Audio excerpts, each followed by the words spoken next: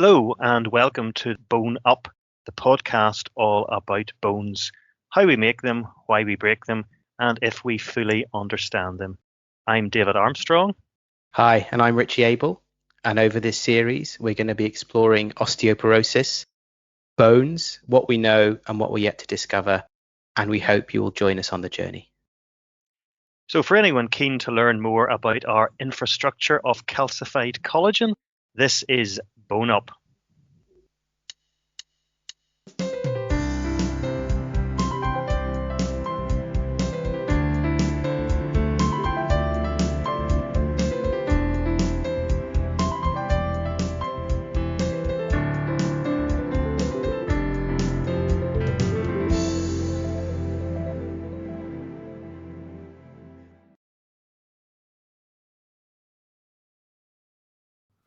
Hello again, and welcome back to Bone Up, the podcast all about bones. It's nice to see you again, Richie. We've had a very slight delay in getting this episode out for various reasons. We both have real jobs, I suppose, but it's great to get back talking about bones. Oh, it's fantastic. It's really good to see you again. And for the benefit of the listeners, we have a little video display so we can look at each other while we're talking and we find it a bit easier. How are you this week, David? I'm not doing too badly. We're still working hard in the hospital here, coping with the pandemic, but I do my best to get a little work done on bones as well and all things osteoporosis. So it's great to have the support. We've had lots of feedback from listeners, as you know, all around the world, and that's very encouraging, and that's very, very positive. My daughter was telling me she has been listening to the podcast. She tells me she listened to it when she was doing her shopping in Tesco's, and that she finds it hilarious. So I don't know what's more concerning, that she's not giving us 100% attention, or that she seems to feel it's a comedy episode. But as I think you said in the previous podcast, that the family are always your harshest critics. So it's good. It's good that they're listening. The latest download figures are looking really good. We've had over 1,300 downloads in 32 countries, which is great for 3 episodes. Although I wonder how many of the downloads are our families. Well, people on Twitter have been very good supporting us as well and encouraging others to listen. So that's all very positive. Yeah, a big thank you to everybody who's been contacting us on Twitter and sending us emails. It's really good to know that people are listening. We're getting some really wonderful feedback. So thank you very much. It'll help us keep going. It's wonderful. And there has been some comment on Twitter this week. Osteoporosis has been, I wouldn't quite say in the news, but there is a popular BBC medical programme, a medical drama called Casualty, and one of the characters playing the doctor in Casualty gave out some advice about osteoporosis this week, and certainly lots of people have been on Twitter raising their eyebrows about the advice that was given out, because that advice was that if you had osteopenia or osteoporosis, if you had weak bones, that you should avoid exercise and specifically avoid running. And really, we couldn't be more on point then with our topic today, which is about exercise and bone health and exercise and osteoporosis. You're probably aware of that, Richie. You saw that on Twitter. I did, yeah. And it reminded me of last month's interview with Dr. Paskins. And Zoe said to us that when she was thinking about patient communication, she had the concept of one wrong word. And that's been ringing in my ear ever since last week. And I think this is a really good example of that, where a big media outlet has had 1 or 2 wrong words and misinformed the public. And it's really great, like you say, that this week we are going to be talking about exercise, because it's a good connection between last month's episode and this month's episode. And it's obviously very timely. And I suppose the place to start is by asking you, David, about what you do in your clinical practice with your patients. How do you advise your patients? I mean, I think the first thing to say about exercise, before talking about any specific guidance, is just to get the message out there that exercise is good for bones.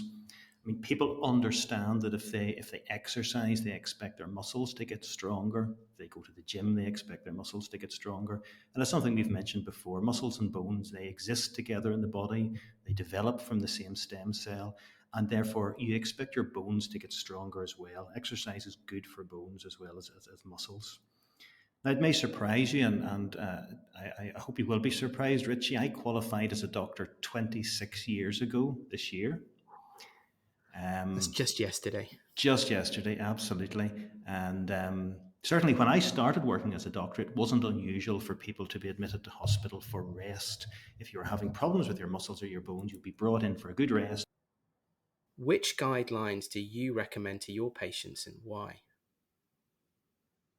I mean, there are excellent guidelines from various bodies. The ones that I recommend to most people are those produced by the ROS, Royal Osteoporosis Society. They have a guidelines called Strong, Steady, and Straight. And those three different areas really sum up exercise in terms of bone health.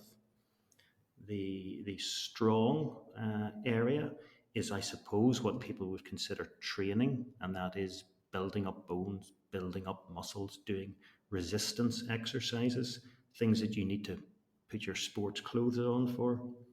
Steady is based on balance. That's something which is often supervised by a physiotherapist, but involves improving your balance, improving your core strength. And finally, straight is based on the idea of caring for your spine and various exercises and stretches and advice you can do to prevent further spinal fracture and care for the spine. And they really highlight a number of points, just even on the front page of that guidance, that people should be doing more exercise rather than less if they have osteoporosis. And again, that goes directly against what you saw in that television program. Someone was told they had osteoporosis, they were told to do less exercise. It's the opposite we should be telling people. If you've got weaker bones, you should be doing more. We should be encouraging people how to exercise, how to do the things they enjoy, rather than telling them not to do specific things. And finally, we should be avoiding telling people to restrict exercise purely on the basis of a DEXA scan. In fact, if your bone density is low, you should be doing more. The ROS guidelines seem quite simple and straightforward. Is that why you recommend them to patients? Yeah, they're both comprehensive, and yet they really fit on a couple of sides of paper, and they can be easily printed out and put on the wall of a surgery or put on the fridge door at home. I mean, as I say, they cover things you can do to actually build your bones and make them stronger. And that can be using resistance bands or using weights or even exercising using your own weight. They involve improving your balance, simple things like standing on one leg. Usually worthwhile having supervision from a physio if you are quite frail and your balance is poor. And then things about improving your spine, low intensity exercise, stretching, swimming, things like that. It's set out really for people who are keen to go to the gym and do exercise, and perhaps for whom sport has been an important part of their life. There are also lots of examples there for people who don't really play sport, have never been to a gym, but who there are other things they can do. There's dancing, walking, all sorts of other ways to exercise. So they're very much aimed at patients. They're comprehensive, they're backed with a lot of science, and people find them very helpful and very accessible. So without trying to reinvent the wheel, I would suggest to most people that they go and have a look at the ROS site and look at the strong, steady, and straight advice that's there. So, listeners, if you want to take a look, the website is theros.org.uk. We'd highly recommend taking a look. It's time for some wider perspective, so we had better get on to this month's interview. So I'm really excited today to say that we have Dr. Alex Mavroidi, Senior Lecturer in the Physical Activity for Health Group at the University of Strathclyde, Glasgow. Alex works in the fields of nutrition, exercise, sedentary behaviour, and of course, bone health. Welcome, Alex. Great to have you today. Lovely, lovely to see you, Alex. Welcome to the podcast. Thank you for having me, guys. Alex, I suppose the big question that we all have, scientists, clinicians, patients, the listeners at home, what are the major determinants of bone health, especially in older people? Well, there are a number of influences of bone health. So there's an interdependence of factors that could determine someone's bone health. First of all, genetics. We know that about 85% of our bone mineral density is determined by genes. And therefore, that is a very, very strong influence on the way that our skeleton ends up. The other big influence comes from hormones. We know that as women get older and they go through the menopause, their estrogen levels goes down, and that has a profound effect on their bones. But there's not much that someone can do about their genetics. You can't choose who your mom or your dad was.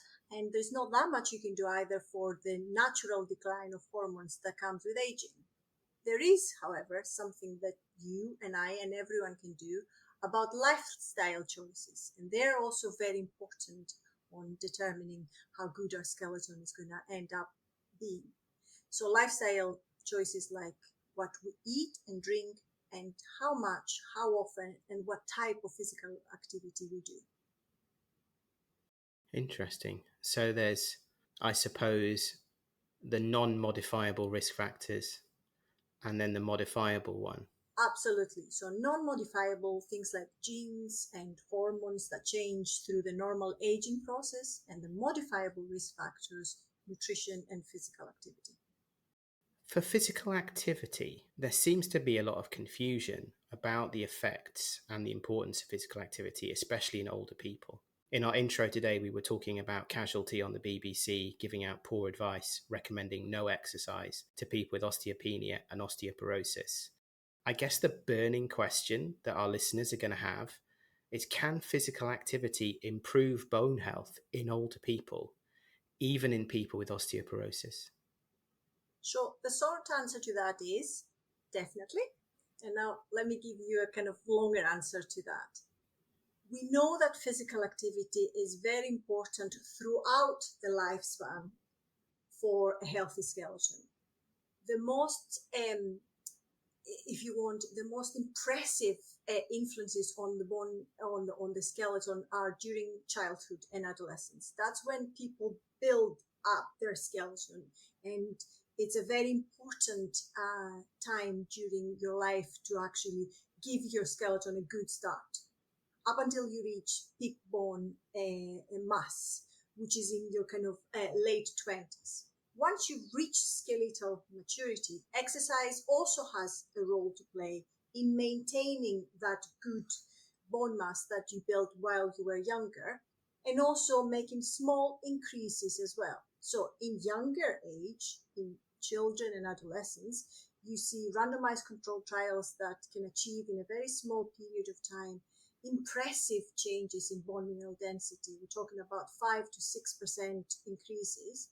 In older years, when you're in the adult stage, those changes also occur. So there is improvements in bone mineral density, but they're slightly smaller, 1 to 2%. What happens when you get into the postmenopausal year and the older years of your life? Exercise also is very important for building bone mineral density, but it's also important for other things that they would make sure that you don't fall and fracture a bone. So exercise becomes very important for muscular strength and balance, which will prevent people from having a fall and therefore prevent people from having a fractured hip or a fractured wrist. So the short answer is yes, exercise throughout the lifespan is very important in younger years, during your adolescence, during your adulthood for maintaining bone mineral density, and in the older years, not only for maintaining bone mineral density and reducing how much bone mass you lose through the aging process, but also for maintaining muscle strength and balance that would reduce your chances of falling and fracture. So exercise then seems like a really good way to prevent falls that cause fractures, as well as improving bone health as well to resist the fall. Correct, especially in older age, yes. Hi, Alex. I always end up getting the very practical questions. Maybe that's how my mind works. So, if you had an older patient who's come to see you who has osteoporosis, maybe they haven't been particularly active in the last 5 or 10 years, and they were asking for just one way they could start, or maybe just one or two things they could do, they could change their lifestyle in terms of exercise, what would you advise them? So the first thing that I would advise them is to minimize their sedentary time, the time that they spend doing what we're doing just now, lads, sitting on a chair in front of a computer, sitting on a sofa, watching TV, any type of activity that it's on kind of a lying position or a sitting position. That is very important. We know that older adults spend an enormous amount of their daily routine sitting or spending it in sedentary positions. So about 80% of their waking days is spent on sedentary activities. And that represents about 8 to 12 hours per day that people could be sitting and not doing much. So reducing the amount is very important of how much we sit, but also breaking down the long periods of sitting bouts effectively by simply just standing up every 30 minutes. So that's the first thing that I would say to them. Reduce how much you spend sitting about, and also if you are sitting because you're watching your program, make sure that you put your remote control on the other end of the sofa so that you have to stand up and break up your prolonged period of sitting, and therefore becoming more active during your sitting time. So that's one.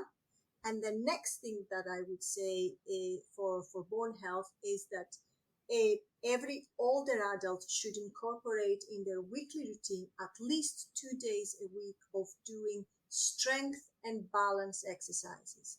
Now, strength exercises are important to keep our muscles and our bones and our joints strong. And balance exercises are important for older people to reduce their chance of frailty and falling. So I would suggest for things like building strength, things like, obviously doing resistance exercise. So like the stuff that you were talking earlier on, David, from suggestions from the Royal Osteoporosis Society website. So whether you're using your own body weight or whether you're using light weights or whether you're using resistance bands, or even whether you're doing yoga, for example, or even more simple things of everyday life, like carrying your heavy bags with shopping around. That's the type of resistance exercise I'm talking about. And we need to be doing that at least twice a week. And equally, we want to incorporate at least twice a week other exercises that improve people's balance. So things like Tai Chi, for example, has been shown to improve balance, especially in older people with osteoporosis. But other things like dancing balls and things like that could do the same thing. So challenging people's strength and balance is very important, and reducing sedentary time. There's some very useful practical tips, particularly putting the remote control at the other end of the sofa. Some of us remember when you had to get up and walk over to the television and change the channel. Um, this is all very, very good advice, and we spend a lot of time giving this advice to people. In your experience, Alex, do you find older people living with osteoporosis do take steps to improve? And if they don't, then what are the sort of main barriers to them engaging in this healthier lifestyle? So, from my experience of kind of engaging with people with osteoporosis in a more educational, if you want, role, and speaking to a lot of newly diagnosed people with osteoporosis, especially those who come through the Royal Osteoporosis Society support groups to come and listen to kind of my talks, people are very interested to know what they can do themselves to improve their chances of refracturing, for example. So, especially newly diagnosed patients have got a wee fright. They now have got a new disease to deal with, and they want to know, except from obviously taking the drugs that you guys prescribe, they also want to know what can they do themselves to improve their chances of reduce their chances of refracturing and regaining some self-confidence as well, because that's the one thing that we see with people who might have had a fall and a fracture, the fact that people there's an increased fear of falling in these people, and sometimes that increased fear of falling and lack of confidence in their own balance could lead them to stop doing exercise and stop do the things that they enjoyed doing before they had that osteoporotic fracture. So people want to know, how can I get back to being able to dance with my partner,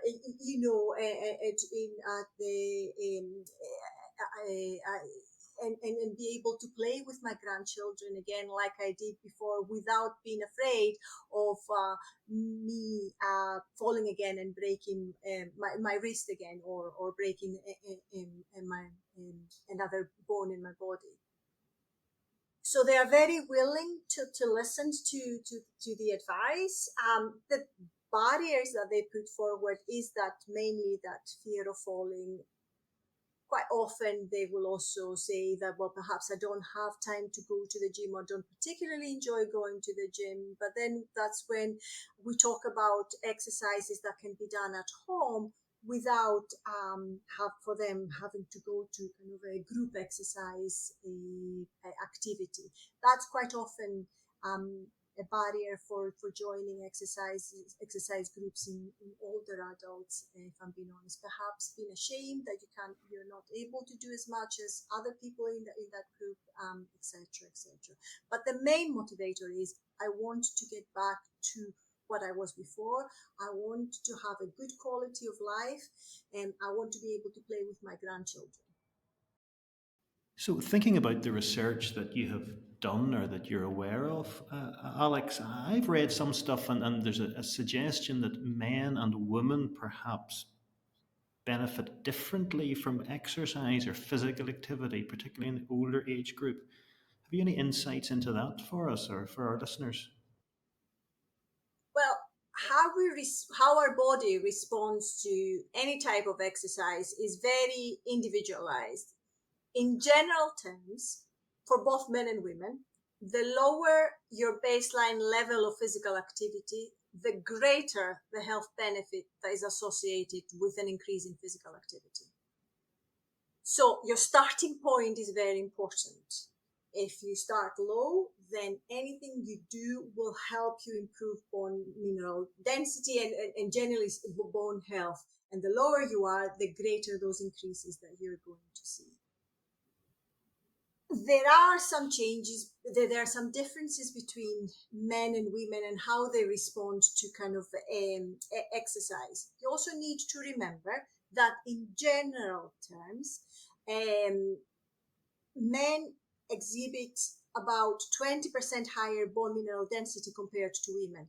So not only it is important the starting level of physical activity, but it's also your starting level of bone mineral density as well. So men, generally speaking, have got stronger bones than women in general, probably because they're bigger as well, right? Okay, so taking those two things into account, and also some results that we have found in our systematic review about sedentary behavior and bone health, but also other people have found, there seems to be a slight difference on how men behave compared to women as far as bone mineral density is concerned.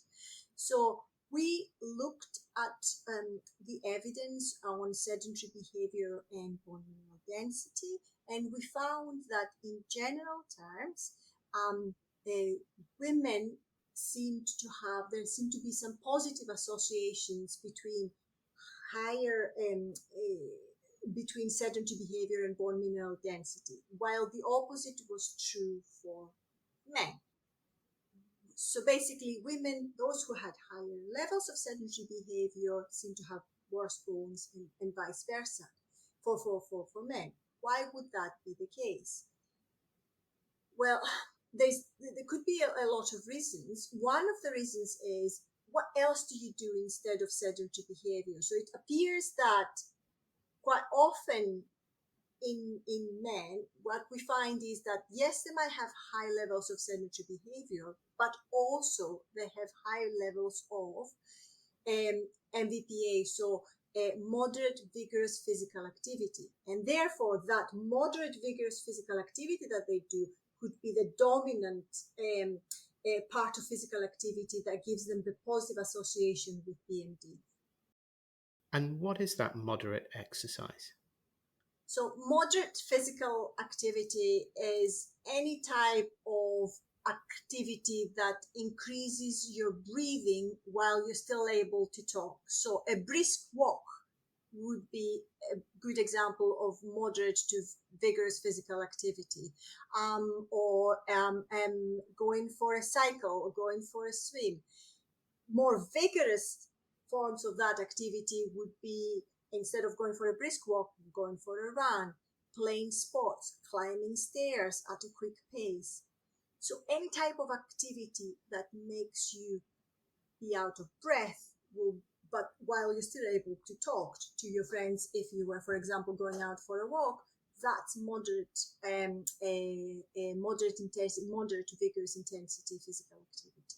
So what we're finding is that men, yes, they're sedentary, but they seem to have bouts of these moderate to vigorous activity during the week, and because they do that, they seem to have kind of better bones. On the other hand, you've got women who might also have prolonged periods of sedentary behavior, but they don't engage in these moderate to vigorous physical activity. They tend to do more light type of activities, more activities, for example, like household work, or doing lighter activities that they don't increase your breathing. That could be one of the reasons. And the other reason is obviously that sedentary behavior is not only important as an entity, but it's also important how often you break up sedentary behavior. So more frequent breaks during sitting time could explain the differences that we see between men and women. So they may be cultural or societal reasons rather than physiological ones almost. Yeah, it's complicated. That's what it is, lads, if I'm being honest. So, as a scientist, a non-clinician, I haven't really had that much experience talking to patients, but I have been to a few Royal Osteoporosis Society events, and I've got to talk to patients there. And they've told me their stories about how they've had a vertebral fracture because they've lost body height, they can't eat properly, there's not enough space for their stomach. People have told me about how they're not able to go out anymore, they're missing their friends, they're missing their family. People have told me about how vertebral fractures have led to them not being able to work anymore, losing their income, losing friends that way, the people that they work with. And I get an overwhelming response from them, which is, what are you going to do for my grandchildren and for my children? And I just wondered, what advice could you give to people, who are suffering from osteoporosis, who should be talking to their children and grandchildren about it?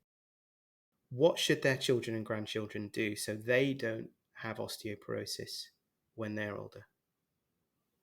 So I would say to tell them to go out and play outside as much as possible, and go out and climb trees and run and play rounders and play football and do loads of different activities that involve a lot of impact on the bones, a lot of weight bearing exercises, a lot of jumping.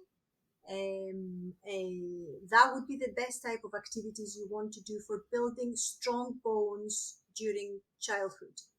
You also want to be out and about to get as much vitamin D as possible from the sun or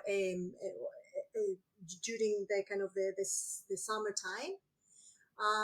And drink your you also want to be having a fair amount of calcium in your diet, so do not replace your glass of milk with a glass of fizzy juice. Drink your glass of milk, that's very important. And generally speaking, have a healthy balanced diet. That is very important, not only for your bones but for your overall health during childhood and young adulthood. And that would set you up for how your body is going to respond later on in life. For bone health, for osteoporosis, it's very important to build a very strong skeleton while you're growing, and a good diet and exercise will help you with that. But for other things as well, so for your cardiovascular risk, as you get older, the foundations of a good cardiovascular health are built as well during childhood and young adulthood. So that would be my advice to them. Go out and play, enjoy physical activity in general, because that enjoyment is very important. It means that physical activity will be more sustainable even in older years as well. And have fun and continue doing that throughout life. So there you have it, listeners. Go and spread the message to your families. Thank you, Alex. That was a really wonderful interview. Fascinating answers. Delighted. Loved it. Thank you so much for having me. Yeah, it's really great to have you, and thanks very much for your contributions and for the clarity and brevity of your contributions. I'm in awe of your brevity. There you go. Fabulous. Thank you so much for having me, guys. And this is a great podcast, so for your listeners, keep on listening. I'm sure there's more to come in the future as well. I wish our listeners could see your hand movements and the passion and enthusiasm you put into all your answers, Alex. Thank you. Thank you. Thanks. David, I thought that was a really fascinating interview with Alex. What were your key takeaways? I think the general takeaway is that exercise is something we should be very positive about in terms of bone health. In terms of what I advise patients, it's something that you should enjoy. Your osteoporosis management, it's a lifestyle choice. That's something we've come across before. Going to the gym may be something that attracts you. It may not. If it's not, then there's dancing, there's hill walking, there's playing with the grandchildren. There's do something that you enjoy, because if you enjoy it, you're more likely to make it part of your lifestyle in the long term. And this is a long-term commitment that we need. I mean, thinking of the patients that I see, there are some who haven't taken part in much physical activity, who are quite frail, who are unsteady. And for that group of people, I would probably urge them to look at the balance area first, the sort of steady area from the Royal Osteoporosis Society project, maybe before they go on to the sort of stronger resistance type exercise, because as Alex mentioned, fear of falling can be a problem. And so if you've been a long time since you've been physically active, start with the balance, start with the steady, start with improving your core strength.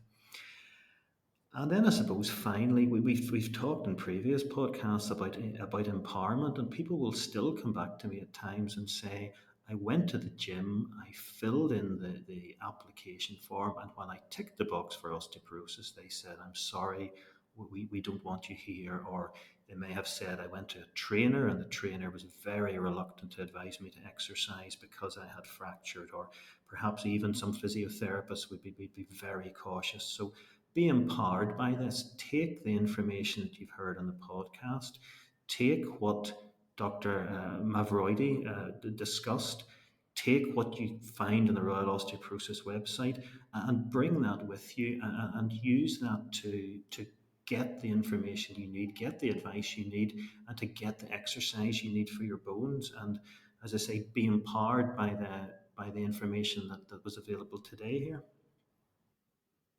And so, as a scientist, then listening to our interview today, Richie, what are your takeaway points from it?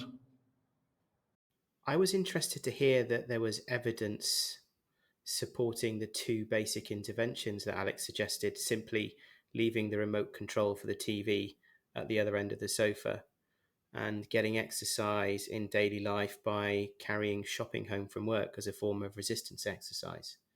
It was really interesting to know that those kind of simple activities that we can all do as part of our lives are beneficial and effective. And it would be nice to get Alex back for another interview in the future, maybe to drill down into that a little bit more. And I was also really interested to hear about how building up bone health early in life is important for preventing fractures in later life. And I think it would be really great if our listeners who do have osteoporosis do go and tell their children and grandchildren about that. When I asked Alex the question about the advice that she would give, really, I've been to lots of events and people have told me really horrible stories about the way osteoporosis has affected their lives. And they're so keen to do research. They're so keen for me to do research that will help stave off the disease for their children and grandchildren. I think it's a really wonderful thing. Yeah, as clinicians, we tend to see people later in life when they're getting the consequences of osteoporosis and getting the consequences of not having achieved high peak bone mass. And yet, you often think, if I could only have got hold of this person 30 or 40 years ago, I probably could have done so much more then to prevent osteoporosis. Now we're just seeing them when they've got the consequences of a lifetime, maybe, of not being kind to their bones. I suppose my job as a scientist researching bone health and fracture prevention is to put you out of a job. I'd be happy for you to do so, Richie. Maybe we have a job in broadcasting.